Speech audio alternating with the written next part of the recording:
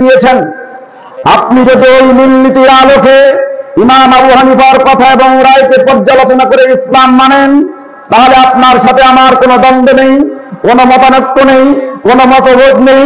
আপনার ইসলাম আমার ইসলাম, এতে কোনো বৈষম্য নেই, একই ইসলাম আমরা পালন করছি। সম্মানিত উপস্থিতি, ইমাম আবু হানিফা রাহিমাহুল্লাহ 1250 বছর আগে 7টা কথা বলেছেন, 7টা বাক্য বলেছেন, যে বাক্যের নিরিখে ইসলামকে পর্যালোচনা করলে আপনার আর আমার ইসলাম মেনে নেওয়া একই হবে, এতে কোনো সন্দেহ নেই। কথাগুলো কি দেখেন। আব্দুল ওয়াহাব আশ-শারানি রাহিমাহুল্লাহ একটা বই লিখেছেন, মিজানুল কুবরা মূল কিতাব, প্রথম খণ্ড 30 নম্বর পৃষ্ঠা 6 নম্বর লাইন, দুটি শব্দ বাদে ইমাম আবু হানিফা রাহিমাহুল্লাহর একটি কওল, সেখানে তিনি বলছেন, ইজা সাহহাল হাদিসু ফাহুয়া মাযহাবি। যদি হাদিস সহিহ হয়, সহিহ হাদিসের মাযহাবে আমার মাযহাব। সম্মানিত উপস্থিতি, ওসিউল্লাহ ইবনে মুহাম্মদ আব্বাস রাহিমাহুল্লাহ একটা কিতাব লিখেছেন, আত-তাকলিদ ওয়া হুকমুহু ফি জুইল কিতাব ওয়াস সুন্নাহ, 20 নম্বর পৃষ্ঠা 3 নম্বর লাইন, দুইটি শব্দ বাদে ইমাম আবু হানিফা রাহিমাহুল্লাহর একটি কওল কোট করেছেন। তিনি বলেছেন, হারামুন আলা মান লাম ইয়ারিফ দালিলি আন ইফতিয়া বিকালামি। পৃথিবীর মানুষ, আবু হানিফা রাহিমাহুল্লাহ তোমাকে মেসেজ দিয়েছেন, ওই ব্যক্তির জন্য হারাম, ওই ব্যক্তির জন্য হারাম, ওই ব্যক্তির জন্য হারাম আবু হানিফা রাহিমাহুল্লাহর কথা নিয়ে ফতোয়া দিবে, যতক্ষণ পর্যন্ত সে জানবে না ইমাম আবু হানিফা রাহিমাহুল্লাহ কোথা থেকে কথাটা বলেছেন। তার মানে ইমাম আবু হানিফা কোথা থেকে কথা নিয়ে বলেছেন, যতক্ষণ পর্যন্ত এটা জানা যাবে না, ততক্ষণ পর্যন্ত ইমাম আবু হানিফা রাহিমাহুল্লাহর নামে কথা চালিয়ে দিয়ে ইসলাম হিসেবে পেশ করাটা টোটালি হারাম বলেছেন তিনি। সম্মানিত উপস্থিতি, হাসিয়া বাহারুর রাইট 6 নম্বর খণ্ড 293 নম্বর পৃষ্ঠা, সিফাতুস সালাতুন নবী 42 নম্বর পৃষ্ঠা, ইমাম নাসিরউদ্দিন আলবানী রাহিমাহুল্লাহ ইমাম আবু হানিফা রাহিমাহুল্লাহর একটা কথা কোট করেছেন। তিনি বলেছেন, লা ইয়াহিল্লু লিআহাদিন আন ইয়াখুযা বিকাউলিনা মা লাম ইয়া'লাম মিন আইনা আখাযনাহু। ইমাম আবু হানিফা রাহিমাহুল্লাহ বলেছেন, ওই ব্যক্তির জন্য হালাল নয়, বৈধ নয় আমি ইমাম আবু হানিফার কথাকে ফতোয়া হিসাবে প্রয়োগ করবে, যতক্ষণ পর্যন্ত জানবে না আমি ইমাম আবু হানিফা রাহিমাহুল্লাহ ওই কথাটা কোথা থেকে গ্রহণ করেছি। তার মানে তিনি বলতে যাচ্ছেন, আমি অথেন্টিক সোর্স দিয়ে কোথা থেকে কথাটা বলেছি, যতক্ষণ পর্যন্ত ব্যক্তি এটা জানবে না, ততক্ষণ পর্যন্ত আমায় আবু হানিফার নামে ওই কথা বলা চলবে না। ইমাম ফুল্লানী রাহিমাহুল্লাহ ইকাদুল হিমামে উলিল আবসার 50 নম্বর পৃষ্ঠা 2 নম্বর লাইন, 3টি শব্দ বাদে ইমাম আবু হানিফা রাহিমাহুল্লাহর একটা কথা কোট করেছেন। তিনি বলছেন, ইজা কুলতু কাওলান ইউখালিফু কিতাবাল্লাহ ওয়া খাতার রাসূল ফাতরুকু কাওলি। ইমাম আবু হানিফা রাহিমাহুল্লাহ বলছেন, যখন আমি কোনো কথা বলবো, আমি আবু হানিফা এই কথা বলেছি, আর তুমি যদি দেখো এই কথা কোরআন এবং রাসূলের সুন্নাহর বিপরীতে চলে গেছে, তাহলে আমার কথাটাকে ছুঁড়ে ফেলে দিতে হবে। সম্মানিত উপস্থিতি, আত-তাকলিদ ওয়া হুকমুহু ফি জুইল কিতাব ওয়াস সুন্নাহ 20 নম্বর পৃষ্ঠায় ওসিউল্লাহ ইবনে মুহাম্মদ আব্বাস রাহিমাহুল্লাহ তিনি ইমাম আবু হানিফা রাহিমাহুল্লাহর আরেকটি কথা কোট করেছেন। তিনি বলছেন, ইন্নানা বাশারুন নাকুলুল কাওলাল ইয়াওমা ওয়া নারজিউ ইনদা গাদান। ইমাম আবু হানিফা রাহিমাহুল্লাহ বলছেন, আমার কথাটাকে অথেন্টিক মনে করো না, এটাই সত্য কথা, এটা বোঝার আগে তোমাকে মনে করতে হবে আমি ইমাম আবু হানিফা একজন মানুষ, আমি একজন মানুষ, আমি আজকে যে কথা বলি কালকে ওই কথা থেকে আবার ফেরত আসি। সুতরাং তোমাকে বুঝতে হবে আমার কথা নিছক কথা মাত্র, এটা শরীয়তের দলিল নয়, তোমাকে এটা কথা নেওয়ার আগে চিন্তা করতে হবে। সম্মানিত উপস্থিতি, ইমাম আবু হানিফা রাহিমাহুল্লাহ তার ছাত্র আবু ইউসুফ রাহিমাহুল্লাহকে একদিন উপদেশ দিচ্ছেন। দেখুন, আত-তাকলিদ ওয়া হুকমুহু ফি যুইল কিতাব ওয়াস সুন্নাহ 20 নম্বর পৃষ্ঠা 6 নম্বর লাইন 7টি শব্দ বাদে এই কথাটা ওখানে কোট করেছেন। এছাড়া সিফাতুস সালাতুন নবী 42 নম্বর পৃষ্ঠায় নাসিরউদ্দিন আলবানী রাহিমাহুল্লাহ এই কথাটা নিয়ে এসেছেন। তিনি একদিন আবু ইউসুফকে বলছেন, ওয়াইহাকা ইয়া ইয়াকুব, হে ইয়াকুব খুব সাবধান, ওয়াইহাকা খুব সাবধান, খুব সাবধান, লা তাকতুব কুল্লাম্মা তাসমাউ মিন্নি, তুমি আবু হানিফার কাছ থেকে যাই শোনো তাই লেখো, যাই শোনো তাই লেখো, এটাকে অথেন্টিক মনে করো, এমনটা করো না। তিনি বলছেন লা তাকতুব কুল্লাম্মা তাসমাউ মিন্নি, আমার কাছ থেকে যা শোনো তাই লেখো, যা শোনো তাই লেখো, এমনটা করো না। কারণ فإني أرى الرأي اليوم أتركه غدا وأرى الرأي غدا أتركه بعد غدا।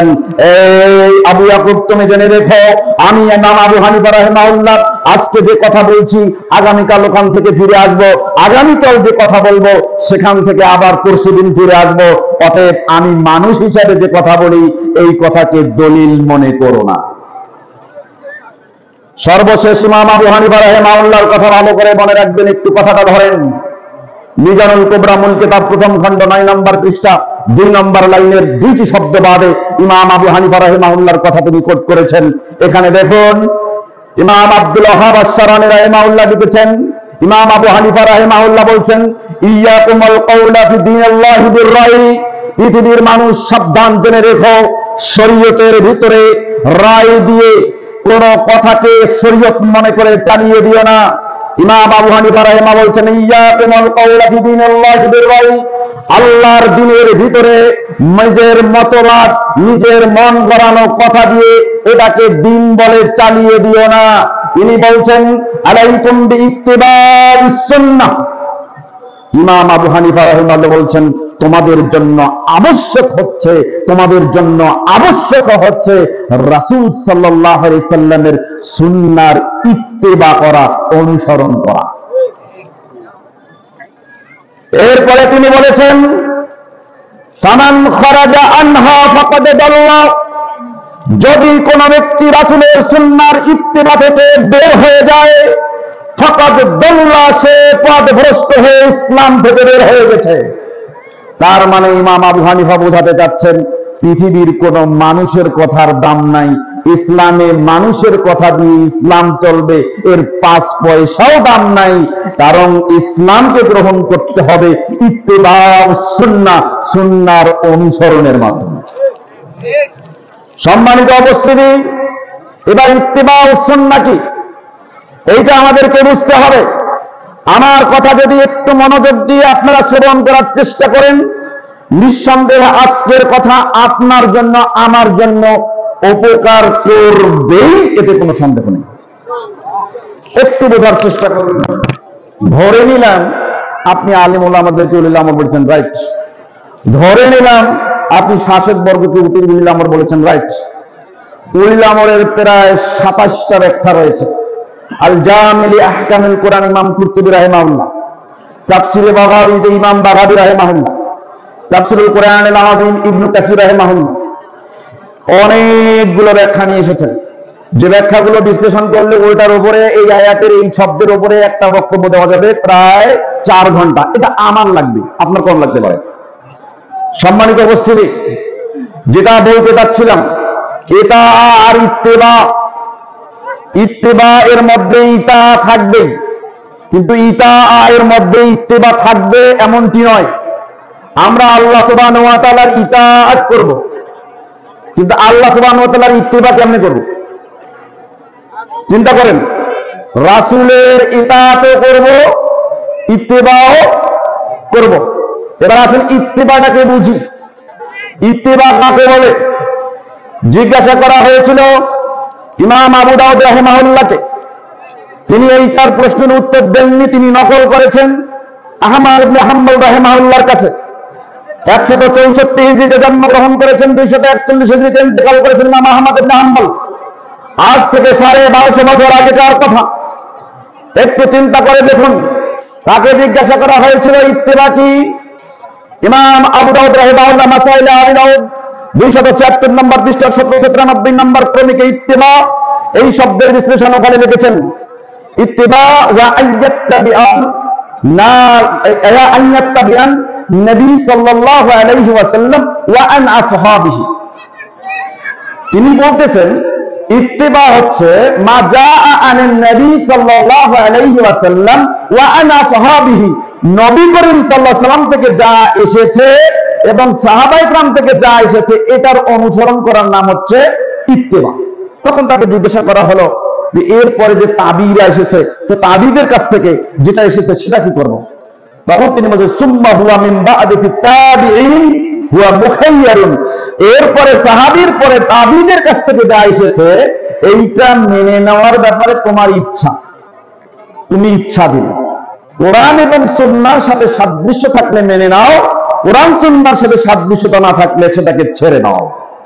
তাহলে ইত্তিবা এর সংজ্ঞায় যদি আমরা যাই তাহলে এখানে বুঝতে পারি আল্লাহর নবী থেকে যা এসেছে তা মেনে নেওয়া, সাহাবায়ে কেরাম থেকে যা এসেছে রাসূলের সম্মতি আছে তা মেনে নেওয়া, এটার নাম হলো ইত্তিবা। তাহলে ইত্তিবাতে কয় শ্রেণী পাইলাম? কয় শ্রেণী? কয় শ্রেণী? কয় শ্রেণী? তাহলে বোঝা গেল তৃতীয় শ্রেণীর ব্যাপারে আপনার ইচ্ছা, দুই শ্রেণীর ব্যাপারে ইত্তিবা করার কথা বলা আছে। এখন আসেন, ইত্তিবা করতে হবে। প্রথম কথা হচ্ছে আমরা কার ইত্তিবা করব? বিশ্বনবী মুহাম্মদ রাসূলুল্লাহ সাল্লাল্লাহু আলাইহি ওয়াসাল্লাম। আমরা রাসূলের ইতাআতও করব, ইত্তিবাও করব। ইসলাম মানার ব্যাপারে, ইসলাম পালন করার ব্যাপারে, ইসলামে থেকে মুসলিম হিসেবে, মুমিন হিসেবে ইবাদত করার ব্যাপারে আপনাকে অবশ্যই ইত্তিবা ও সুন্নাহ, রাসূল সাল্লাল্লাহু আলাইহি সাল্লামের সুন্নাহর ইত্তিবা করতে হবে। সম্মানিত উপস্থিতি, একটু বুঝাই, ইতাআতের মধ্যে বাধ্যবাধকতা থাকে। এজন্য আল্লাহ সুবহানাহু ওয়া তাআলা আমরে শব্দ ইউজ করেছেন। সূরা নিসার 59 নম্বর আয়াত আল্লাহ সুবহানাহু ওয়া তাআলা বলেছেন ইয়া আইয়ুহাল্লাযীনা আমানু আতিউল্লাহ ওয়া আতিউর রাসূল। দেখেন এখানে আমরের শব্দ, আদেশসূচক শব্দ। তোমরা আল্লাহর আনুগত্য করো, তোমরা রাসূলের আনুগত্য করো, ওয়া উলিল আমরি মিনকুম, এবং উলিল আমরের আনুগত্য করো। এর মধ্যে একটা বাধ্যবাধকতা আছে। এটার অর্থ হচ্ছে আমরা যখন শুনলাম মেনে নিলাম। যেমন 2 নম্বর সূরা বাকারার 185 নম্বর আয়াতে আল্লাহ সুবহানাহু ওয়া তাআলা বলছেন ওয়াকালু সামি'না ওয়া আতা'না, আমরা শুনলাম মেনে নিলাম। এই যে শুনলাম মানলাম, মানাটার নাম ইতাআত। এখন মানলেন, মানার পরে সেটার অনুসরণ করবেন কিনা এটি আপনি বাধ্য নন, কিন্তু ইতাআতের ইত্তিবায়ের ক্ষেত্রে আপনাকে প্রথমে ইতাআতে আসতে হবে, তারপরে আপনি ইত্তিবার ভিতরে আছেন এটা প্রমাণ হবে। সম্মানিত উপস্থিতি, তো ইতাআতের মধ্যে বাধ্যবাধকতা আছে, যেমনটি এসেছে রাসূল সাল্লাল্লাহু আলাইহি ওয়াসাল্লামের একটি হাদিস। ইবনু মাজাহ নামে একটা হাদিসের কিতাব আছে, আবওয়াবুল জিহাদ, যুদ্ধ করা সংক্রান্ত অধ্যায় সময়ের একটা শিরোনাম পাবেন, বাবুলা তাআতা ফি মাসিয়াতিল্লাহ, আল্লাহর অবাধ্যচারণে কোনো আনুগত্য নেই সংক্রান্ত একটি অনুচ্ছেদ রয়েছে। 2864 নম্বর হাদিস, আব্দুল্লাহ ইবনে উমর রাদিয়াল্লাহু তাআলা আনহু থেকে বর্ণিত, তিনি বলেন ক্বালা রাসূলুল্লাহ সাল্লাল্লাহু আলাইহি ওয়াসাল্লাম, রাসূল সাল্লাল্লাহু আলাইহি ওয়াসাল্লাম বলেন আলাল মারইল মুসলিমি তাআহ, মুসলিম মানেই তার উপরে ইতাআত করা, আনুগত্য করা আবশ্যক। ফি মা হাব্বা আও কারিহা, সেই বিষয়ে তার ভালো লাগুক আর না লাগুক, আনুগত্যের প্রশ্ন যখন আসবে সে আনুগত্য করতে বাধ্য। তবে ফাইদা উমিরা বিমাসিয়াতিল্লাহ ফালা সামআ ওয়ালা তাআতা, যদি আল্লাহর অবাধ্যচারণে কাউকে আনুগত্য করতে বলা হয় তাহলে সেই ক্ষেত্রে আনুগত্য তো দূরের কথা, তার কথা শোনাই যাবে না। কথা কি বুঝতে পারছেন? এবার আসেন, ইত্তিবা শব্দটি কোরআনুল কারীমে আল্লাহ সুবহানাহু ওয়া তাআলা বলেছেন 3 নম্বর সূরা আল ইমরানের 31 নম্বর আয়াত, ইত্তিবা শব্দের অর্থে কন্ডিশনাল অ্যাফেয়ার আছে, ভালোবাসা আছে। ইত্তিবা অনুসরণ করলে আপনার সাথে কন্ডিশন অ্যাপ্লাই করা হবে এবং সেই কন্ডিশন অ্যাপ্লাই হবে ভালোবাসার সাথে সম্পৃক্ত। যেমনটি আল্লাহ বলেছেন সূরা আল ইমরান অধ্যায় 3 আয়াত 31, নবী আপনি বলুন কুল ইন কুনতুম তুহিব্বুনাল্লাহ ফাত্তাবিউনি, নবী আপনি বলুন, তোমরা যদি আল্লাহকে ভালোবাসতে চাও, আল্লাহর ভালোবাসা চাও, তাহলে আমি নবী মুহাম্মদ সাল্লাল্লাহু আলাইহি সাল্লামের ইত্তেবা করো, অনুসরণ করো। এই যে দেখেন ভালোবাসার কন্ডিশনাল অ্যাফেয়ার, আপনি ইত্তেবা করলেই কার ভালোবাসা পাবেন? কার ভালোবাসা? চিন্তা করেন, তাহলে আল্লাহ আপনাকে ভালোবাসবেন, আল্লাহর ভালোবাসা পাবেন, নিশ্চিত হয়ে যাবে।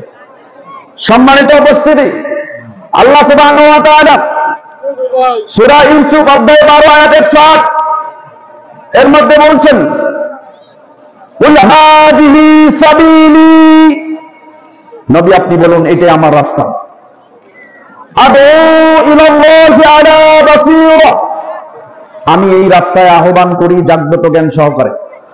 আনা ওয়া মান ইত্তাবানি, আমি নিজে আহ্বান করি এবং যারা আমার ইত্তেবা করে, আমার অনুসরণ করে, তারাও মানুষদেরকে জাগ্রত জ্ঞান সহকারে এই পথে আহ্বান করে। তাহলে এইখানে ইত্তেবার মধ্যে দুইটি জিনিস পাওয়া গেল। এই জন্য সালাফরা ইত্তেবাকে দুই ভাগে বিভক্ত করেছেন। প্রথম হচ্ছে ইত্তেবাউল মাহমুদ, দ্বিতীয় হচ্ছে ইত্তেবাউল মাজলুম, নিন্দিত ইত্তেবা, আর হচ্ছে ভালোবাসা প্রশংসার ইত্তেবা। আবার ইত্তেবার ক্ষেত্রে দুটি জিনিস প্রযোজ্য, একটা হচ্ছে প্রমাণ আর একটা হচ্ছে প্রমাণ ছাড়া। সেটা কেমন? আল ইত্তেবাউ আল মাবনি, আল মাবনিউ আলা দলিল ওয়াল বুরহান, দলিল এবং প্রমাণের উপর নির্ভর করে যদি ইত্তেবা হয় তাহলে এটা ইত্তেবা, এতে কোনো সন্দেহ নেই। কিন্তু যদি আল মাবনিউ আলা তাকলিদ বিলা দলিল, দলিল ছাড়া যদি অন্ধ অনুসরণের উপরে হয় তাহলে সেটা আর ইত্তেবা থাকে না, সেটা তাকলিদ হয়ে যায়। সম্মানিত উপস্থিতি, তাহলে আমরা ইসলাম পালন করার ব্যাপারে অবশ্যই ইত্তেবাউল, যে ইত্তেবাটা সব থেকে প্রশংসার সেই ইত্তেবা করব। অর্থাৎ আমরা অবশ্যই যে ইত্তেবার মধ্যে আল্লাহ খুশি হন, ভালোবাসা বান্দার উপরে অর্পিত হবে, সেই ইত্তেবা করব। এখন আসেন ইত্তেবার কয়েকটা উদাহরণ দিলে আপনি বুঝতে পারবেন যে আসলে ইত্তেবা ইতাআত থেকে আলাদা কি। দেখেন, এক নম্বর ইত্তেবা দলিল, রাসূল সাল্লাল্লাহু আলাইহি ওয়াসাল্লামের ইত্তেবা করত সাহাবা ইকরাম, কিভাবে করতেন এর দলিল দিচ্ছি। মাজমাউজ যাওয়াইদ নামে একটা হাদিসের কিতাব আছে, 1 নম্বর খণ্ড কিতাবুল ইলম, বিদ্যা সংক্রান্ত একটা অধ্যায় রয়েছে, বাবু ইত্তিবাইহি ফি কুল্লি শাইইন, সকল বিষয়ে রাসূলের ইত্তেবা করা সংক্রান্ত একটা অনুচ্ছেদ আছে, 813 নম্বর হাদিস। আব্দুল্লাহ ইবনে ওমর রাদিয়াল্লাহু তাআলা আনহুমা থেকে বর্ণিত, তিনি বলছেন, তিনি একদা একটা মক্কা মদিনার মধ্যবর্তী গাছের কাছে আসলেন। ফাইন্নাহু ইয়াতি শাজারাতান বাইনাল মাক্কাতি ওয়াল মাদিনা, মক্কা মদিনার মধ্যবর্তী একটা গাছের কাছে আসলেন। ফায়াইলু তাহতাহা, আব্দুল্লাহ ইবনে ওমর এসে ওই গাছের নিচে ছায়ার মধ্যে বসে বিশ্রাম নিলেন। সুম্মা ইখবিরু, এরপরে সংবাদ দিলেন, আন্নান নবী সাল্লাল্লাহু আলাইহি ওয়াসাল্লাম কানা ইয়াফআলু যালিকা, বিশ্বনবী মুহাম্মদুর রাসূলুল্লাহ সাল্লাল্লাহু আলাইহি ওয়াসাল্লাম তার জীবদ্দশায় এই গাছের নিচে বিশ্রাম করতেন। এজন্য আমি আব্দুল্লাহ ইবনে ওমর এই গাছের নিচে বসে আমিও বিশ্রাম করছি। এটার নাম ইত্তেবা। রাসূল বিশ্রাম করেছেন, এজন্য সাহাবী তিনি ওই গাছের নিচে বিশ্রাম করছেন, এটার নাম ইত্তেবাউন নবী। 2 নম্বর কথা দেখুন, সহিহ বুখারী কিতাবুল আতইমা, খাদ্য খাওয়া সংক্রান্ত একটা অধ্যায় রয়েছে, বাবুল মারাফি, ঝোল বা রস তরকারির ঝোল সংক্রান্ত একটা অনুচ্ছেদ রয়েছে, 5436 নম্বর হাদিস। আনাস বিন মালিক রাদিয়াল্লাহু তাআলা আনহু থেকে বর্ণিত, তিনি বলেন, আন্না খাইয়াতান দাআন নবী সাল্লাল্লাহু আলাইহি ওয়াসাল্লাম লিতাআমিন সানাহু, একদিন একজন দর্জি ব্যক্তি দর্জির কাজ করে, এই ব্যক্তি বিশ্বনবী মুহাম্মদ রাসূলুল্লাহ সাল্লাল্লাহু আলাইহি ওয়াসাল্লামকে দাওয়াত দিলেন, খাবার খাওয়ানোর জন্য তিনি খাবার তৈরি করেছেন। ফাজাহাবতু মান নবী সাল্লাল্লাহু আলাইহি ওয়াসাল্লাম, আমি বিশ্বনবী মুহাম্মদ সাল্লাল্লাহু আলাইহি ওয়াসাল্লামের সাথে ওই দাওয়াতের বাড়িতে গেলাম। আনাস বিন মালিক রাদিয়াল্লাহু তাআলা আনহু বলছেন, ফারাআইতুন নবী সাল্লাল্লাহু আলাইহি ওয়াসাল্লাম ইয়াতাতাব্বাউল দুব্বা, আমি দেখলাম ওই বাড়িতে ওই দর্জি আল্লাহর নবী সাল্লাল্লাহু আলাইহি সাল্লামকে খাইতে দিয়েছিলেন, প্রথমত খাইতে দিয়েছিলেন কি খুবুজু শাইরিন, জবের রুটি, ওয়া মারাকান ফিহি দাব্বুন ওয়া কবিরুন, এবং কিছু ঝোল এনে দিয়েছিলেন, যে ঝোলের মধ্যে শুকনা গোশতও ছিল, কদুও ছিল, লাউও ছিল। তা আমি দেখলাম রাআইতুন নবী সাল্লাল্লাহু আলাইহি সাল্লাম ইয়াতাকাব্বাউ দুব্বাআ মিন হাওয়ালাইল সানাহ। আমি দেখলাম আল্লাহর নবী মুহাম্মদ রাসূলুল্লাহ সাল্লাল্লাহু আলাইহি সাল্লাম পাত্রের চারদিক থেকে হাত দিয়ে দিয়ে কদু লাউয়ের অংশগুলো নিচ্ছেন আর খাচ্ছেন, নিচ্ছেন আর খাচ্ছেন। ওই যে আমি দেখলাম আল্লাহর নবী লাউ খাচ্ছে, কদু খাচ্ছে, তিনি লাউকে ভালোবাসলেন, কদুকে ভালোবাসলেন, সেই দিন থেকে ফালাম্মা আযাল মুহিব্বুদ দুব্বা বাদা ইয়াউমিদিন, সেই দিন থেকে আমি আনাস বিন মালিক রাদিয়াল্লাহু তাআলা আনহু আমার পছন্দের তালিকায় লাউ কদুকে রাখলাম, কোনদিন লাউ ছাড়ি নাই। এটার নাম ইত্তেবাউন নবী, নবীর ইত্তেবা করা। 3 নম্বর বিষয়, সহিহ বুখারীতে হাদিস এসেছে কিতাবুল লিবাস, পোশাক পরিচ্ছদ সংক্রান্ত একটি অধ্যায় রয়েছে, বাবু খাতাম মিনাজ যাহাব ওয়াল ফিদ্দা, স্বর্ণ এবং রৌপ্যের আংটি সংক্রান্ত একটি অনুচ্ছেদ পাবেন। 5866 নম্বর হাদিস, আব্দুল্লাহ ইবনে উমর রাদিয়াল্লাহু তাআলা আনহুমা থেকে বর্ণিত, তিনি বলেন, তিনি একদিন বলছেন যে আল্লাহর নবী মুহাম্মদ রাসূলুল্লাহ সাল্লাল্লাহু আলাইহি ওয়াসাল্লাম ইত্তাখাযান নবী সাল্লাল্লাহু আলাইহি ওয়াসাল্লাম খাতাবাম মিনাল ফিদ্দা, আল্লাহর নবী সাল্লাল্লাহু আলাইহি ওয়াসাল্লাম একদা একটা রৌপ্যের আংটি তার আঙ্গুলের মধ্যে পরিধান করলেন। ওই আংটির মধ্যে শাক্কাহা, সেখানে খোদাই করে লেখা ছিল মুহাম্মদুর রাসূলুল্লাহ, মুহাম্মদ সাল্লাল্লাহু আলাইহি ওয়াসাল্লাম হচ্ছেন আল্লাহর রাসূল। যখন আল্লাহর নবী এই আংটি পরেছেন, ফাইত্তাখাযান নাসু মিসলাহু, লোকেরা দেখেছে আল্লাহর নবী স্বর্ণের আংটি পরেছেন, তখন তারাও ওরকম স্বর্ণের আংটি নিয়ে হাতে ঢুকানো শুরু করলো। ফারাহুমুন নবী সাল্লাল্লাহু আলাইহি ওয়াসাল্লাম আইত্তাখাযুহা, আল্লাহর নবী সাল্লাল্লাহু আলাইহি ওয়াসাল্লাম দেখলেন লোকেরা সকলেই ওই রকম আংটি গ্রহণ করে হাতে দিচ্ছে। ফারামা বিহি, আল্লাহর নবী তখন আংটিটা খুলে ছুঁড়ে ফেলে দিলেন। বোঝাতে চাচ্ছিলাম আল্লাহর নবীর হাতে আঙ্গুল লাগানো দেখে লোকেরা আংটি পরেছিল, এটার নাম হচ্ছে ইত্তেবা। সম্মানিত উপস্থিতি, সহিহ ইবনে খুজাইমা নামে একটা হাদিসের কিতাব আছে, জামাউ আবওয়াবিস সালাতি আলাল বাসতি, প্রশস্ত জায়গার উপরে সালাত আদায় করা সংক্রান্ত অধ্যায়সমূহের একটা শিরোনাম পাবেন। এই শিরোনামে একটি হাদিস রয়েছে, 1017 নম্বর হাদিস। ওয়াকাল আলবানী রাহিমাহুল্লাহ ফি সিলসিলাতি হাদিসেস সাহিহা, হাযা হাদিসুন ওয়া সানাদুহু সাহিহুন, হাদিস এবং তার সনদ সহিহ। আবু সাঈদ আল খুদরি রাদিয়াল্লাহু তাআলা আনহু থেকে বর্ণিত, তিনি বলেন রাসূল সাল্লাল্লাহু আলাইহি ওয়াসাল্লাম একদিন সালাতরত অবস্থায় আছিলেন। আন্নান নবী সাল্লাল্লাহু আলাইহি ওয়াসাল্লাম কানা ইউসাল্লি, আল্লাহর নবী একদিন সালাত আদায় করতেছিলেন। হঠাৎ সালাত আদায় করতে করতে করতে ফাখলানা আলাইহি, আল্লাহর নবী নিজের জুতা দুটো সালাতের মধ্যে খুলে ফেললেন। যখন সালাতের মধ্যে নিজের জুতা দুটো খুলে ফেললেন, তখন লোকেরা সালাতরত অবস্থায় ফাখলা আন-নাসু নিআলাহুম, লোকেরাও তাদের জুতা সালাতরত অবস্থায় পা থেকে খুলে ফেললেন। ফালাম্মা ইনসারাফান নবী সাল্লাল্লাহু আলাইহি ওয়াসাল্লাম, আল্লাহর নবী যখন সালাত থেকে শেষ হয়ে সমাপন করলেন, সালাত থেকে বিরত হলেন, তখন আল্লাহর নবী জিজ্ঞাসা করলেন, লিমা ফালাতুম নিআলাকুম, তোমরা তোমাদের জুতা খুলে ফেললে কেন? তোমরা তোমাদের জুতা খুলে ফেললে কেন? তখন লোকেরা বলছে, রাআইনাকা ইয়া রাসূলুল্লাহ ফালাতা ফালানা, আল্লাহর নবী আমরা দেখেছি আপনি জুতা খুলেছেন, এজন্য আমরাও খুলে ফেলেছি। খুব সিম্পল, এটার নাম ইত্তেবা। সম্মানিত উপস্থিতি, সহিহ বুখারীতে একটি হাদিস এসেছে। আমার কথা কি বুঝতে পারতেছেন? আমার কথা বুঝতে পারতেছেন? খারাপ লাগতেছে? সহিহ বুখারীতে একটি হাদিস এসেছে, সহিহ বুখারী কিতাবুল হজ, হজ করা সংক্রান্ত একটি অধ্যায় রয়েছে, বাবু মা যুকিরা ফি হজরিল আসওয়াদ, হযরত আসওয়াদ সম্পর্কে যা উল্লেখ রয়েছে সংক্রান্ত একটু উপস্থিত পাবেন। 1597, 1605, 1610 তিনটি হাদিস ওমর ইবনুল খাত্তাব রাদিয়াল্লাহু তাআলা আনহু থেকে বর্ণিত। তিনি বলেন, একদিন ওমর ইবনুল খাত্তাব রাদিয়াল্লাহু তাআলা আনহু আন্নাহু জাআ ইলা হাজরুল আসওয়াদ, হাজরুল আসওয়াদ যেখানে রয়েছে সেখানে আসলেন। আসার পরে ফাকাব্বালাহু, হাজরুল আসওয়াদের উপরে চুম্বন করলেন।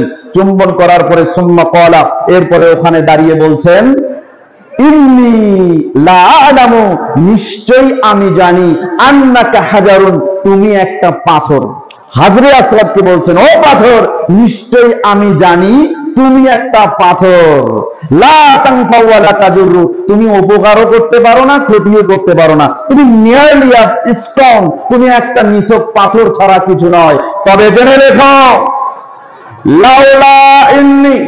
লাউলা আন্নি রাআইতুন নবী সাল্লাল্লাহু আলাইহি ওয়াসাল্লাম ইউকাব্বিলুকা মা কাব্বালতু। ও হযরত আসওয়াদ, তুমি জেনে রেখো, আমি যদি বিশ্ব নবী মুহাম্মদুর রাসূলুল্লাহ সাল্লাল্লাহু আলাইহি ওয়াসাল্লামকে তোমাকে চুম্বন করতে না দেখতাম, তাহলে আমি ওমর ইবনুল খাত্তাব তোমাকে কখনোই চুম্বন করতাম না। এটার নাম ইত্তেবা। এবার আসেন মূল কথা। হাদিস আসছে দুটি হাদিসের কিতাবে, বুখারী এবং মিশকাত, দুটি হাদিসের কিতাবে হাদিসটি এসেছে। মিশকাতুল মাসাবি কিতাবুস সালাত, সালাত সংক্রান্ত একটি অধ্যায়, বাবু তাখিরুল আযান, বিলম্বে আযান দেওয়া সংক্রান্ত একটা অনুচ্ছেদ রয়েছে। ফাসলুল আউয়াল, প্রথম পরিচ্ছেদ, হাদিস নাম্বার 683। হাদিস বর্ণনা করেছেন মালিক বিন হুয়াইরিস রাদিয়াল্লাহু তাআলা আনহু। তিনি বলেন, কি আছে লিখেছেন, রাসূলুল্লাহ সাল্লাল্লাহু আলাইহি ওয়াসাল্লাম, নবী করিম সাল্লাল্লাহু আলাইহি ওয়াসাল্লাম আমাদেরকে বলেছেন, সাল্লু কামা রাআইতুমুনি উসাল্লি। আল্লাহর নবী মুহাম্মদ রাসূলুল্লাহ সাল্লাল্লাহু আলাইহি ওয়াসাল্লাম আমাদেরকে বলেছেন, তোমরা সেভাবেই সালাত আদায় করো যেভাবে আমাকে সালাত আদায় করতে দেখো। তাহলে বোঝা গেল আল্লাহর নবী আপনাকে সালাত আদায়ের ব্যাপারে ইত্তেবা এর নির্দেশ দিচ্ছেন। মানে আল্লাহর নবী যেভাবে সালাত আদায় করেছেন আপনাকে সেভাবেই সালাত আদায় করতে হবে। যদি সেভাবে সালাত আদায় করেন তাহলে ইত্তিবাউস সুন্নাতুন নবী, রাসূল সাল্লাল্লাহু আলাইহি সাল্লামের সুন্নাহর অনুসরণ হবে, এতে কোনো সন্দেহ নেই। এইবার আসেন আমাদের কন্ট্রাডিকশন কোথায়, আমাদের মতানৈক্য কোথায়। আমরা বুঝে গেছি ইত্তেবাউস সুন্নাহ এর ভিত্তি, যে সমস্ত হাদিস থেকে আমি উদাহরণ পেশ করেছি, এই উদাহরণ পেশ থেকে আপনারা নিশ্চিত হয়েছেন আল্লাহর নবী যা যা করেছেন ঠিক তা যদি কোনো ব্যক্তি করে এটার নাম কি, এটার নাম কি। এবারে ইমাম আবু হানিফা রাহিমাহুল্লাহ বলেছেন, মিজানুল কুবরা মূল কিতাব, প্রথম খণ্ড 9 নম্বর পৃষ্ঠা, ইয়াকুমুল কওলা ফি দীনিল্লাহি বির-রাই। সাবধান পৃথিবীর মানুষ, আল্লাহর দ্বীনের ভিতরে নিজের মতামত দিয়ে কোনো কথা বলার চেষ্টা করো না, এর থেকে বিরত থাকো। আলাইকুম বিইত্তিবাইস সুন্নাহ, তোমাদেরকে অবশ্যই আবশ্যক হচ্ছে রাসূল সাল্লাল্লাহু আলাইহি সাল্লামের সুন্নাহর অনুসরণ করা। ফামান খারাজা আনহা, যে ব্যক্তি এর থেকে বের হয়ে যাবে, ইত্তিবাইস সুন্নাহ থেকে বের হয়ে যাবে, ফাকাদ যাল্লা, সে পথভ্রষ্ট হয়ে যাবে। এইবার আসেন হাদিস, হাদিস দেখেন বুখারী এবং মিশকাত দুটি হাদিসের কিতাবে হাদিসটি আসছে। মিশকাতুল মাসাবি কিতাবুস সালাত, সালাত সংক্রান্ত একটা অধ্যায় রয়েছে।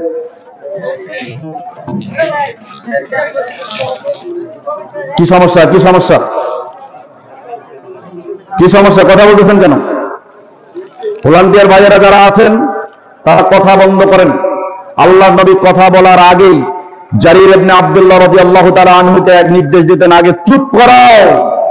সহিহ বুখারীতে কিতাবুল ইলমের 121 নম্বর হাদিস, অনুচ্ছেদ রচনা করেছেন ইমাম বুখারী রাহিমাহুল্লাহ, বাবু ইনসাতি লিল উলামা, আলেমদের জন্য চুপ করে দেওয়া, এই সংক্রান্ত অনুচ্ছেদ।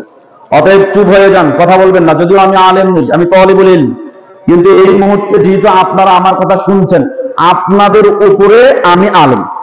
কথা কি বুঝতে পারছেন? এটা হচ্ছে রূপক অর্থে। শোনেন, যা বলতেছিলাম, হাদিস দেখুন, বুখারী এবং মিশকাত দুটো হাদিসের কিতাবে হাদিসটা আসছে। মিশকাতুল মাসাবি কিতাবুস সালাত, সালাত সংক্রান্ত একটি অধ্যায় রয়েছে। বাবু সিফাতুস সালাত, সালাতের নিয়ম কানুন সংক্রান্ত একটি অনুচ্ছেদ রয়েছে। আল ফাসলুল আউয়াল, প্রথম পরিচ্ছেদের 793 নম্বর হাদিস।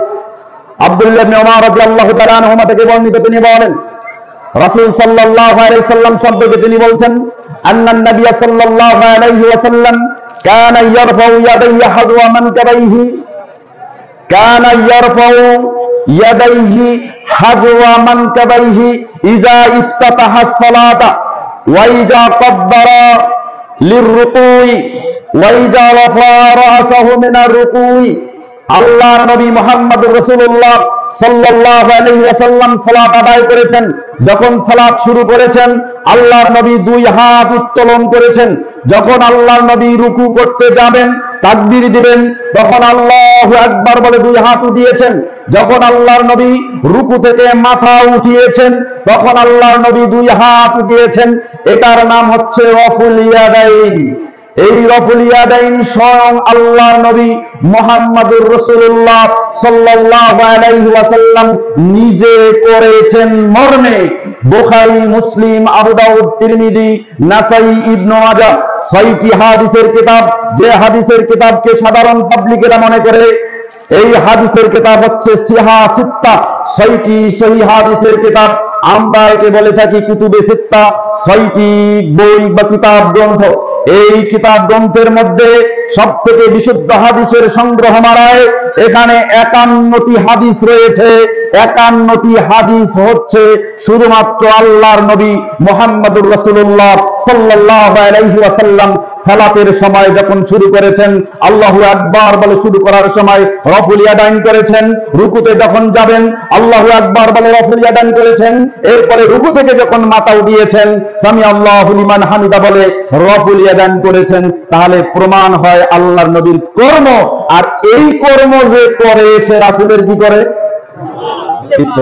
সবচেয়ে মজার ব্যাপার হলো, দেখেন এই হাদিসগুলো আমাদের দেশ সহ ভারতীয় উপমহাদেশে কোন কোন মুহাদ্দিসের মুখে চোখেই পড়েনি, চোখেই পড়ে নাই। এই হাদিসের মধ্যে সহিহ বুখারীর 737 নম্বর হাদিস, এইটা ব্যাখ্যা বিশ্লেষণ করতে গিয়ে সহিহ বুখারীর ব্যাখ্যা গ্রন্থ ফাতহুল বারী ইবনে হাজার আসকালানী রাহিমাহুল্লাহ 1 নম্বর খণ্ডে 219 থেকে 221 নম্বর পৃষ্ঠার চিলচরা বিশ্লেষণ করে অনেক কথা উল্লেখ করেছেন। শেষে বলেছেন, এই পর্যন্ত যতগুলো রাবী হাদিস বর্ণনা করেছেন, সংখ্যা দিক্ষের দিক থেকে সবথেকে বেশি সংখ্যক রাবী হাদিস বর্ণনা করেছেন যে হাদিস, সেটা হচ্ছে রফুল ইয়াদাইন ফিস সালাত, সালাতের মধ্যে রফুল ইয়াদাইন করা। আরো আশ্চর্যের বিষয় হলো, যতগুলো সাহাবী হাদিস বর্ণনা করেছেন, তার মধ্যে রফুল ইয়াদাইনের হাদিস সর্বাধিক 50 জন সাহাবী হাদিস বর্ণনা করেছেন। আরো বিষয় দেখেন, তিনি বলছেন এই 50 জন সাহাবীর মধ্যে আশরায়ে মুবাশশারা, দুনিয়ার বুকে আল্লাহর নবী যাদেরকে জান্নাতের শুভ সংবাদ দিয়েছেন, যেমন 10 জন সাহাবী এই হাদিসগুলো বর্ণনা করেছেন। কি আশ্চর্য! হাদিস চোখে পড়ে না। স্পষ্টত সহিহ বুখারীতে 5টি হাদিস রয়েছে, 735 থেকে 39 নম্বর হাদিস। সহিহ মুসলিমে 5টি হাদিস রয়েছে, 390 থেকে 95 নম্বর হাদিস। এছাড়া আবু দাউদে 16টি হাদিস রয়েছে, তিরমিজিতে মাত্র একটি 255 নম্বর হাদিস, ইবনে মাজাহর মধ্যে 11টি হাদিস রয়েছে, নাসাইতে 13টি হাদিস রয়েছে।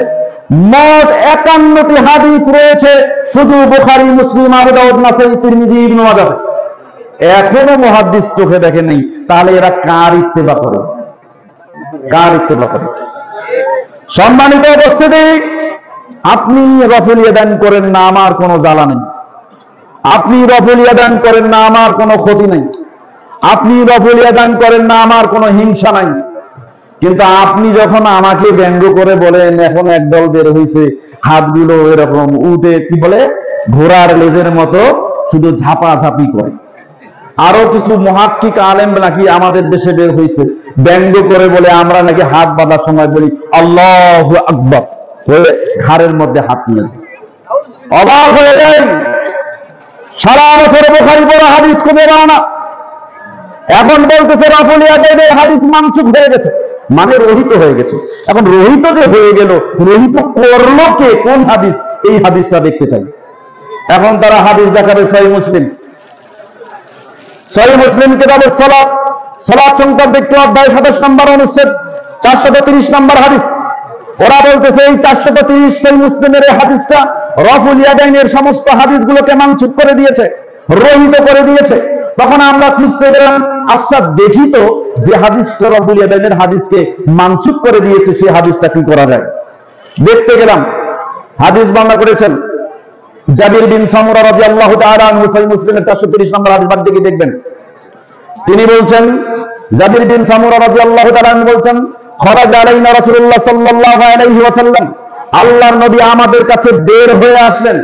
আসার পরে বলছেন, মালি আওরাকুম বা মালি আরাকুম রাফি আইদিকুম, আমি কি দেখছি তোমাদের লোকেরা সালাতের মধ্যে হাত উত্তোলন করছে, কেন কেন হাত উত্তোলন করছে? ফাকান্নাহা আজনাবু খাইলিন শুমসেন, আরে তোমরা লোকেরা এমন ভাবে সালাতে হাত উত্তোলন করছো যেন দুষ্ট ঘোড়ার লেজের মতো নড়াচড়া করছে। চিন্তা করেন, বলল যে এই হাদিস দিয়ে রফুল ইয়াদাইনের যত হাদিস আছে সব মানসুখ হয়ে গেছে। আশ্চর্য ব্যাপার। তখন আমি হাদিসটাকে দেখলাম, বিচার বিশ্লেষণ করার জন্য হাদিসের মধ্যে ঢুকে গেলাম, গিয়ে দেখলাম আজ থেকে 750 বছর আগে এই হাদিসের ব্যাখ্যা ইমাম নববী রাহিমাহুল্লাহ শেষ করে দিয়েছেন। অতএব 750 বছর পরে এসে যদি কোনো ব্যক্তি বলে রফুল ইয়াদাইনের হাদিস মানসুখ হয়ে গেছে, তাহলে ও জীবনেও ইমাম আবু হানিফাকে চেনেনি। দেখুন কেমনে কিভাবে। সম্মানিত উপস্থিতি, রফুল ইয়াদাইন বিসসালাহ এই হাদিস আমরা মানসুখ হয়ে গেছে এটা চিন্তা করে আবার আমরা খোঁজ অনুসন্ধান চালাতে গেলাম। দেখলাম ইমাম নববী রাহিমাহুল্লাহ সহিহ মুসলিমের ব্যাখ্যা লিখেছেন। আপনারা ভালো করে জানেন, আপনাদের ব্যাপারটা আবারও আমি স্মরণ করে দিচ্ছি। ইমাম মুসলিম রাহিমাহুল্লাহ সহিহ মুসলিমে হাদিস সন্নিবেশিত করেছেন, একত্রিত করেছেন, কিন্তু একটা অধ্যায় অনুচ্ছেদ তিনি নিজে লিপিবদ্ধ করেন নাই। পরবর্তী সময়ে ইমাম নববী রাহিমাহুল্লাহ প্রত্যেকটা হাদিস সন্নিবেশিত করার সময় বিষয় ভিত্তিক আকারে প্রত্যেকটা হাদিসের শিরোনাম তিনি নিজে লিখেছেন। এখন 750 বছর আগে ইমাম নববী রাহিমাহুল্লাহ এই হাদিসের অনুচ্ছেদ রেখেছেন, যেটা শারহুল মুসলিম 4 নম্বর খণ্ড 152 নম্বর পৃষ্ঠা, সহিহ মুসলিমের কিতাবুস সালাত, সালাত সংক্রান্ত একটি অধ্যায়ের 27 নম্বর অনুচ্ছেদের 430 নম্বর হাদিসের ব্যাখ্যায় লেখার আগে তিনি ওখানে অনুচ্ছেদ লিখেছেন। সেই অনুচ্ছেদে তিনি উল্লেখ করেছেন বাবু আমরি বিসসুকুনি ফিস সালাত, সালাতে স্থির থাকা সংক্রান্ত আদেশ। এরপরে লেখছেন নাহিয়ু আনিল ইশারাতি বিল ইয়াদ, হাত দিয়ে ইশারা করা থেকে নিষেধ। এরপরে লিখেছেন ওয়া রাফই আইদি ইনদাস সালাম, এবং সালাতের সময় রফুল ইয়াদান হাত তোলা এইটা নিষেধ, এইটাকে নিষেধ করা হয়েছে। কোন সময়? সালামের সময়। কোন সময়? সালামের সময়। অর্থাৎ এই হাদিসের পরে 431 নম্বর হাদিসে আমরা পাই আল্লাহর নবীর যুগে যখন সাহাবায়ে কেরাম সালাত আদায় করত, সালাত আদায় করার সময় যখন শেষ বৈঠকে সালাম ফিরত, সালাম ফেরার সময় তারা এইভাবে সালাম ফিরত, আসসালামু আলাইকুম ওয়া রাহমাতুল্লাহ, আসসালামু আলাইকুম ওয়া রাহমাতুল্লাহ, এভাবেই সালাম ফিরতেন। এই জন্য আল্লাহর নবী মুহাম্মদুর রাসূলুল্লাহ সাল্লাল্লাহু আলাইহি ওয়াসাল্লাম তখন এই সালাম ফেরানোর সময় হাত উত্তোলনকে নিষেধ করার জন্য বলেছেন, আমি কি দেখছি মা বালু মিনহুম, তাদের কি হয়েছে, তাদের মধ্য থেকে এই লোকগুলোর কি হয়েছে, অথবা মা বালু হাউলায়ে, এই সকল লোকগুলোর কি হয়েছে। এই সকল লোকেরা যখন সালাম ফিরে তখন তারা কি করে? হাত দিয়ে ইশারা করে। এখন দেখেন, যদি যুক্তির নিরিখে আপনি হাদিসের এই ব্যাখ্যাকে বিশ্লেষণ করেন, আচ্ছা বলেন তো, ঘোড়ার লেজ যখন নড়াচড়া করে তখন এইভাবে নড়াচড়া করে না এইভাবে নড়াচড়া করে? ডানে বামে নড়াচড়া করে না উপর নিচ নড়াচড়া করে? ডানে বামে না উপর নিচ? তাহলে ঘোড়ার লেজ ডানে বামে নড়াচড়া করে। আর আল্লাহ নবীর হাদিস থেকে প্রতীয়মান ইমাম নববী অনুচ্ছেদ লিখেছেন, লোকেরা সালাম ফেরানোর সময় হাত ইশারা করে সালাম ফিরত, আসসালামু আলাইকুম ওয়া রাহমাতুল্লাহ, আসসালামু আলাইকুম ওয়া রাহমাতুল্লাহ। এবার দেখেন তো ঘোড়ার লেজের সাথে এইভাবে যদি ঘোড়ার লেজ ডানে বামে নড়ে, তাহলে সালামের সময় হাত তোলার সঙ্গে মেলে কি মেলে না? তাহলে বোঝা গেল রফুল ইয়াদাইন উপর নিচে ঘোড়ার লেজের নড়ার কোনো সম্পর্ক নেই। এখন বলেন যে আপনি এটা যুক্তি দিয়ে বললে হবে না, হাদিস দিয়ে প্রমাণ করতে হবে। তাহলে ফিরে যান নাসাই, ইমাম নাসাই রাহিমাহুল্লাহ সুনান লিখেছেন, সুনান আন-নাসাই। এই সুনান আন-নাসাই কিতাবুস সাহবি অর্থাৎ সাহু সিজদা সংক্রান্ত একটা অধ্যায় রয়েছে। এই অধ্যায়ের মধ্যে বাবুস সালামি বিল আইদি ইনদা সালাহ, সালাতের সময় হাত ইশারা করে সালাম ফেরানো এ সংক্রান্ত অনুচ্ছেদ লিখেছেন তিনি। এই অনুচ্ছেদের 1185 নম্বর হাদিস, 1185 নম্বর হাদিস কে বর্ণনা করেছেন? ওই যে সহিহ মুসলিমের 430 নম্বর হাদিস, যে হাদিসের মধ্যে আল্লাহর নবী বলেছেন যে তোমরা কি হয়েছে তোমাদের, তোমরা সালাতের সময় ঘোড়ার লেজের মতো হাত নাড়াচ্ছ কেন? যে রাবী বর্ণনা করেছেন তার নাম জাবির বিন সামুরা রাদিয়াল্লাহু তাআলা আনহু। ওই জাবির বিন সামুরা রাদিয়াল্লাহু তাআলা আনহু এবার নাসাইতে 1185 নম্বর হাদিস বর্ণনা করতেছেন। 1185 নম্বর হাদিস বর্ণনা করার সময় তিনি বলতেছেন, আল্লাহর নবী মুহাম্মদ রাসূলুল্লাহ সাল্লাল্লাহু আলাইহি ওয়াসাল্লামের পিছনে আমরা সালাত করেছি। কুন্না নুসাল্লি খালফান নবী সাল্লাল্লাহু আলাইহি ওয়াসাল্লাম, নবী করিম সাল্লাল্লাহু আলাইহি ওয়াসাল্লামের পিছনে আমরা সালাত আদায় করেছি। যখন আমরা সালাত শেষ করে সালাম ফিরেছি, নুসাল্লিমু বিআইদি, তখন সালাম ফেরানোর সময় আমরা হাত ইশারা করে সালাম ফিরেছি। ডান দিকে সালাম ফেরানোর সময় ডান হাত তুলেছি, বাম দিকে সালাম ফেরানোর সময় বাম হাত তুলেছি। আল্লাহর নবী মুহাম্মদ রাসূলুল্লাহ সাল্লাল্লাহু আলাইহি ওয়াসাল্লাম সালাত শেষ করলেন। সালাত শেষ করার পরে বললেন, মা বারাদু হাউলাই, এই সমস্ত লোকদের কি হয়েছে? ইউসাল্লিমুনা বিআইদিহিম, তারা সালাম ফেরানোর সময় তাদের হাত উঠায় কেন? তারা সালাম ফেরানোর সময় তার হাত উঠায় কেন? কাআন্নাহা আজনাবু খাইলিন শুমুসিন, তারা সালাম ফেরানোর সময় যেভাবে হাত উঠায় এটা যেন হলো দুষ্ট গরুর লেজের মতো, দুষ্ট ঘোড়ার লেজের মতো। তাহলে এই হাদিস থেকে স্পষ্ট প্রমাণ হচ্ছে আল্লাহর নবী দুষ্ট ঘোড়ার লেজের সাথে তুলনা করেছেন কোন অবস্থা? সালাম ফেরানোর সময় হাত তোলা। কোন অবস্থা?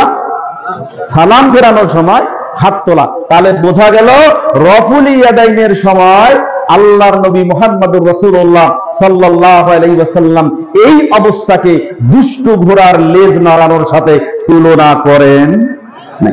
কথা কি আমার বুঝতে পারতেছেন? বুঝতে পারতেছেন?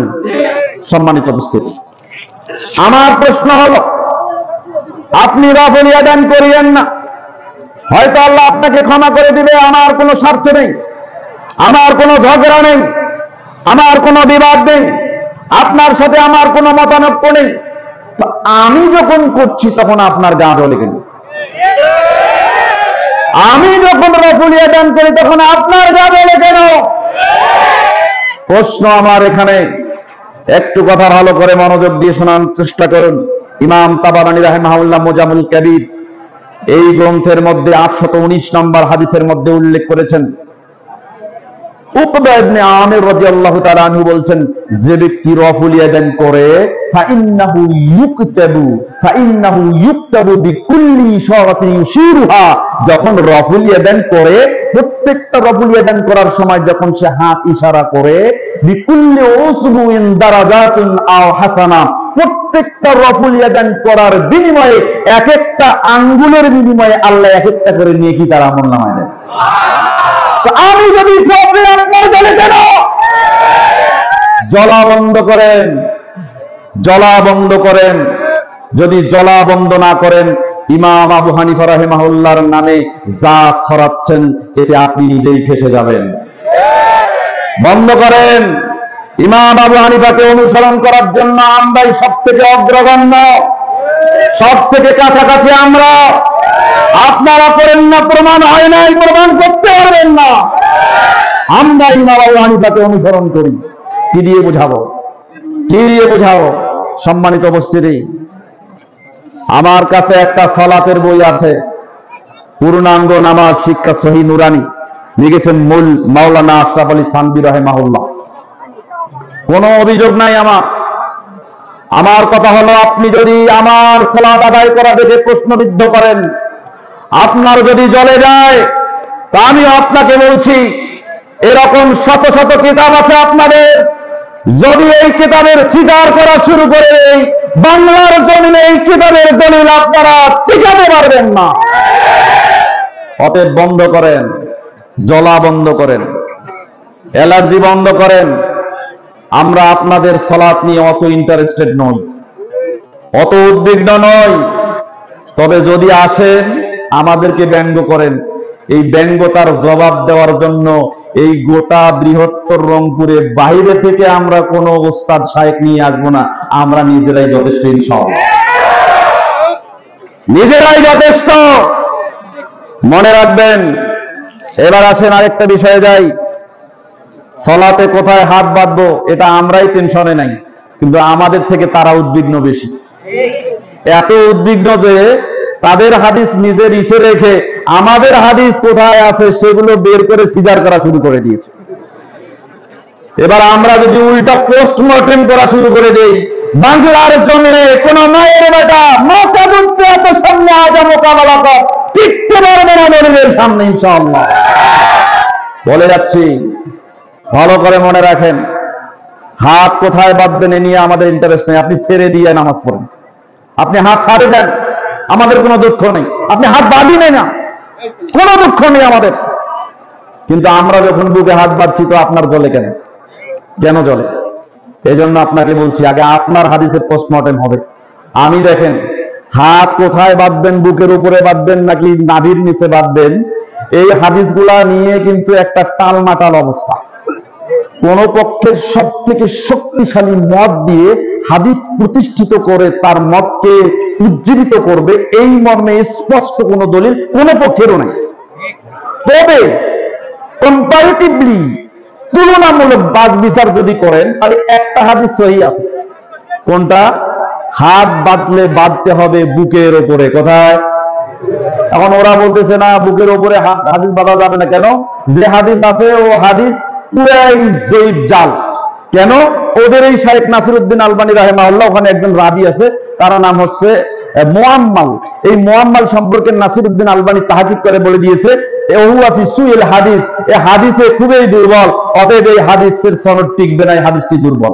আমরাও মেনে নিলাম হাদিস দুর্বল, কিন্তু তুলনামূলক আপনাদের হাদিস আমাদের হাদিস একসাথে করার পরে দেখলাম কম্পারেটিভলি তুলনামূলক যেখানে হাত বাঁধতে হবে ইত্তিবাউন নবী সাল্লাল্লাহু আলাইহি ওয়াসাল্লাম, আবু হানিফা রাহিমাহুল্লাহ এর মূলনীতির ভিত্তিতে তিনি বলেছেন, মুজানুল কুবরা মূল কিতাব প্রথম খণ্ড 30 নম্বর পৃষ্ঠা, ইযা সাহহাল হাদিসু ফাহুয়া মাযহাবি, যদি হাদিস সহিহ হয়, তুলনামূলক সহিহ হয়, সেটাই আমার মাযহাব।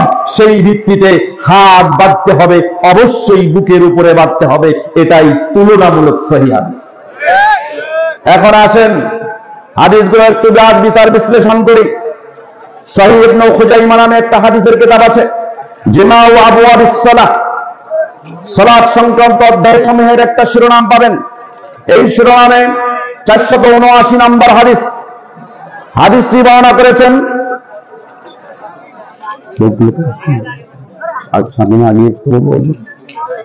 আচ্ছা আপনারা ভলান্টিয়ার ভাই ভাই যারা পিছনে আছে গেটে যান, লোকগুলোকে বসার একটু সুযোগ করে দেন। যারা এই যে স্কুলের বারান্দায় বসছে ওদেরকে একটু সামনের দিকে ঠেলে নিয়ে আসেন, ওদেরকে সামনের দিকে ঠেলে নিয়ে আসেন।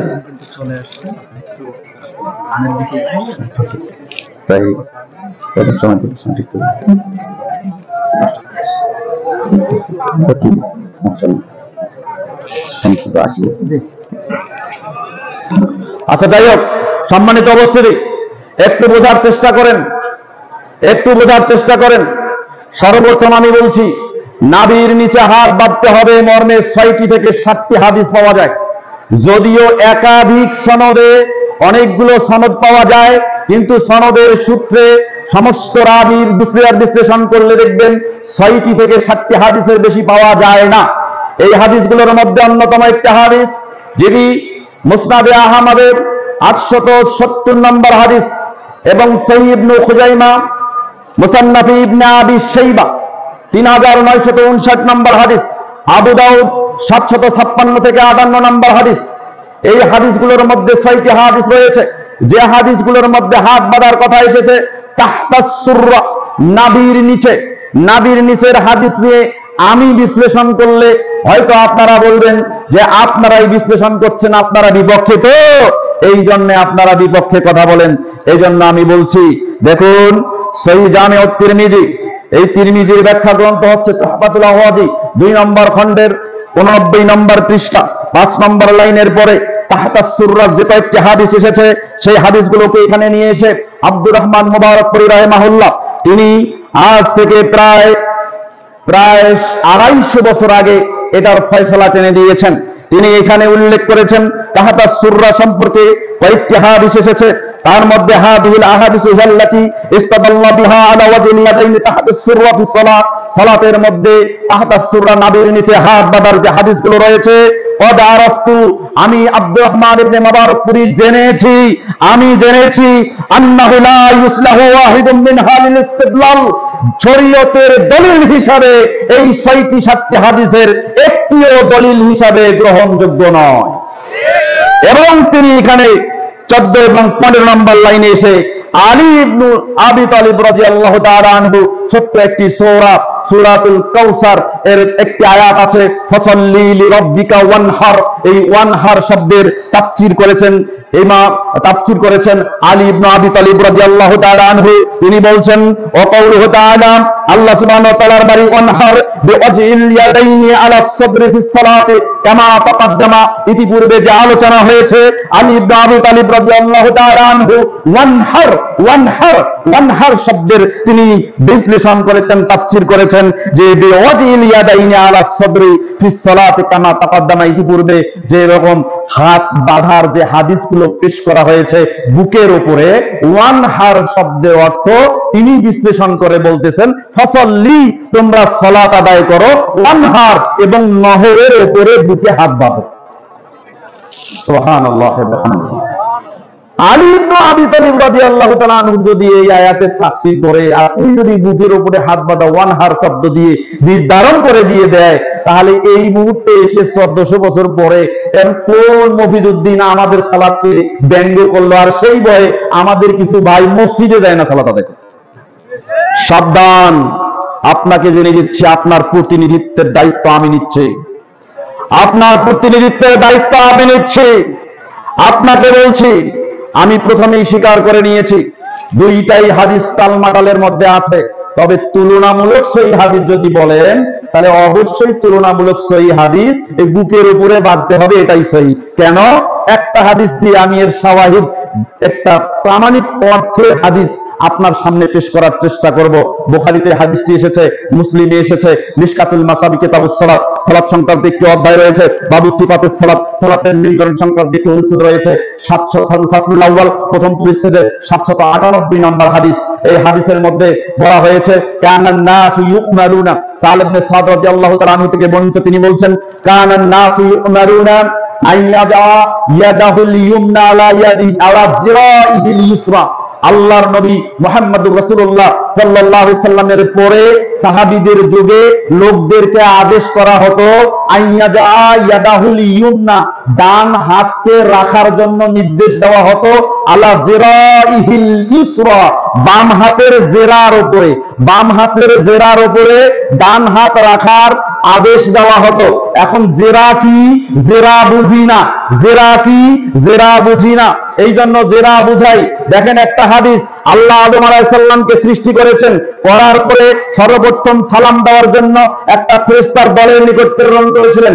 এই হাদিসটা কোথায় পাবেন? বুখারী, মুসলিম এবং মিশকাতুল মাসাবি কিতাবুল আদব, শিষ্টাচার সংক্রান্ত একটি অধ্যায় রয়েছে, বাবুস সালাম, সালাম প্রদান করা সংক্রান্ত একটি অনুচ্ছেদ রয়েছে, আল ফাসলুল আউয়াল প্রথম পরিচ্ছেদের 4624 নম্বর হাদিস। এই হাদিসটি বর্ণনা করেছে আবু হুরায়রা রাদিয়াল্লাহু তাআলা আনহু থেকে বর্ণিত, তিনি বলেন ক্বালা রাসূলুল্লাহ সাল্লাল্লাহু আলাইহি ওয়াসাল্লাম, রাসূল সাল্লাল্লাহু আলাইহি ওয়াসাল্লাম বলেছেন খলাকাল্লাহু আদম আলা সূরাতিহি, আল্লাহ আলাইহিস সালামকে তার নির্দিষ্ট আকৃতি দিয়ে সৃষ্টি করেছেন।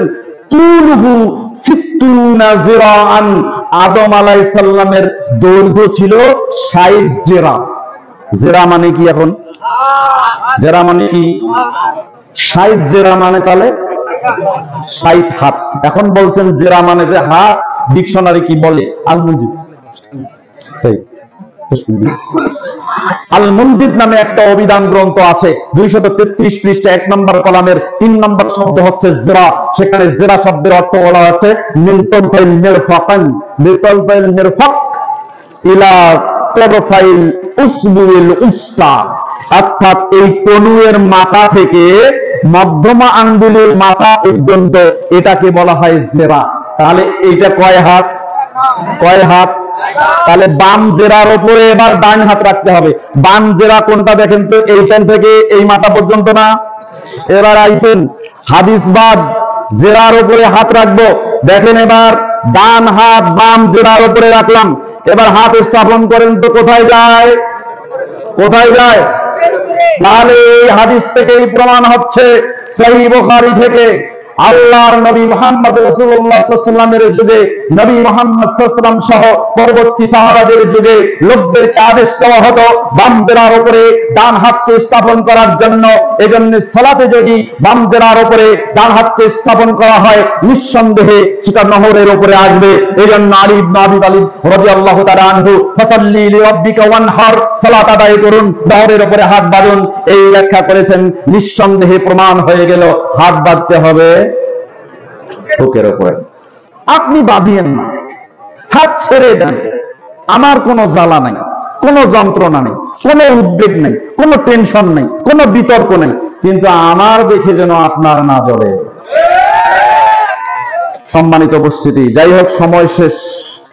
বিচার বিশ্লেষণ করা সালাত সম্পর্কে কয়েকটি মতানক্যের বিষয়ে আজকে চুলচেরা বিশ্লেষণ করে কথাগুলো কোরআন এবং হাদিসের দলিল ভিত্তিক একটা বিশ্লেষণ আপনাদের সামনে তুলে ধরার খুবই ইচ্ছা ছিল, কিন্তু সময় অল্প, যার কারণে আমরা পারলাম না। পরবর্তী কোনো সময় কোনো স্থানে দেখা হলে ইনশাআল্লাহ সালাত সম্পর্কে যারা ব্যঙ্গ করে তাদের সালাতে বিচার করা হবে ইনশাআল্লাহ। সম্মানিত উপস্থিতি, এবার আসেন, আজকে কিন্তু এই জায়গায় আমরা সবাই আসতে পারি নাই, সবাই কোরআন হাদিসের কথা শুনতে পাচ্ছি না। তার মানে আমাদের রিজেকে এই ইলম নাই। এই জন্য কদিমান কলাল মুহাদ্দিসুন, প্রাচীন যুগে মুহাদ্দিসরা বলতো, কি বলতো? আল ইলমু রিজকুন, ইলম হচ্ছে রিজেক, ইলম জীবিকা। এমনকি বলতে বলতে আসমাউ রিজকুন, শ্রবণ করাটাও রিজেকের অন্তর্ভুক্ত। বলতে বলতে তিনি বলতেন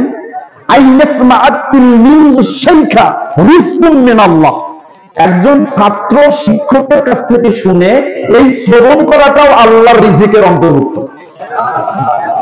সম্মানিত উপস্থিতি, রিজিক সম্পর্কে খুব একটা আমাদের মধ্যে ভ্রান্তি রয়েছে। একটু টপিক দিচ্ছি, তারপরে আমি আমার আলোচনা শেষ করে দিচ্ছি। রিজকুন, রিজকুন ধাতু থেকে 4টি ফর্মে 123টি শব্দ কোরআনুল কারীমে এসেছে। রিজকুন এই কথাটা কোরআনুল কারীমে এসেছে 55 বার। রাযাকা ইয়ারযুকু ক্রিয়া 61 বার কোরআনে এসেছে। রাজ্জাক সবথেকে বড় রিজিক দাতা কে? আল্লাহ। এই কথা কোরআনে মাত্র একবার এসেছে। রাযিকুন মানে রিজিক দাতা, এই কথা কোরআনুল কারীমে এসেছে 6 বার। টোটাল 4টি ফর্মে 123টি শব্দ রিজকুন ধাতু থেকে আল্লাহ নিজেই কোরআনুল কারীমে বর্ণনা করেছেন। রিজিক দেন কে? আল্লাহ।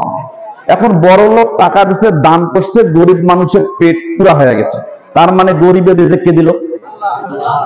দিল তো টাকা বড় লোক। আমাদের দেশে প্রচলন আছে, টাকা পয়সাওয়ালা দেয়, গরিব মানুষ বাঁচে। এই গরিব মানুষের রিজিক দেয় কে? পয়সাওয়ালা। এখন আল্লাহ 1450 বছর আগে বলে দিয়েছেন সূরা বাকারার অধ্যায় 2 আয়াত 3, অমিম্মা রাযাকনাহুম ইউনফিকুন।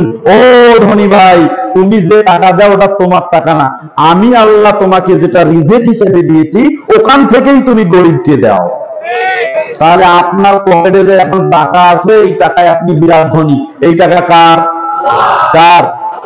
চিন্তা করেন। তার মানে বোঝা গেল আল্লাহ ইচ্ছা করলে এই টাকা এখানে আসার আগে নাই করে দিতে পারতেন কিনা?